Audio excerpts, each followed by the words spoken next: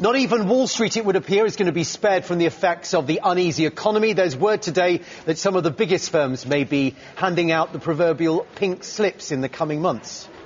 Let's get to Mary Thompson.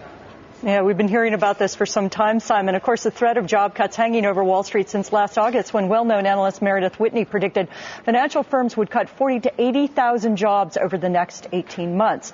With profitability hampered by economic uncertainty and new regulation, belts are being tightened, though few people familiar with the big U.S. banks say that deep job cuts are imminent.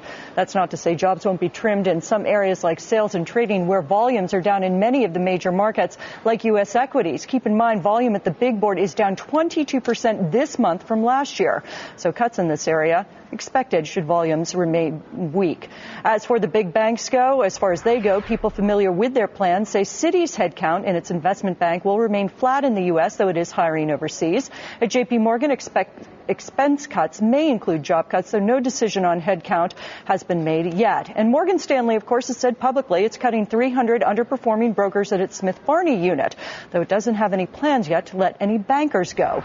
Goldman declined comment on a report saying it's cutting $1 billion in non-compensation expenses. At a conference earlier this month, the firm's president, Gary Cohn, actually said the firm is hiring in growth markets like China, Brazil, and India. And a source at Bank of America says while job cuts at its investment bank are a possibility, they are not expected to be widespread. A report today from J.P. Morgan said that layoffs are most likely at banks which have high fixed compensation costs, banks that include UBS and Credit Suisse.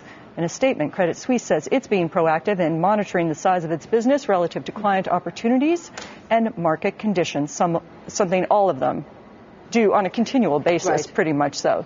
How Goldman can cut $1 billion in non-compensation costs beats me. Mary? It was in listening to Coney, he was talking about how technology enables them to cut a lot of costs. Really? And that's one of the reasons they're able to do it. But whether or not there's $1 billion worth of, advantages from technology remains to be seen. But you have to watch what's happening, in the M&A markets and IPOs as well. IPO volumes and M&A volumes are actually up from this time last year. So that could be positive for some of the bigger banks involved in those deals. Thank you very much, Mary. Have a good weekend.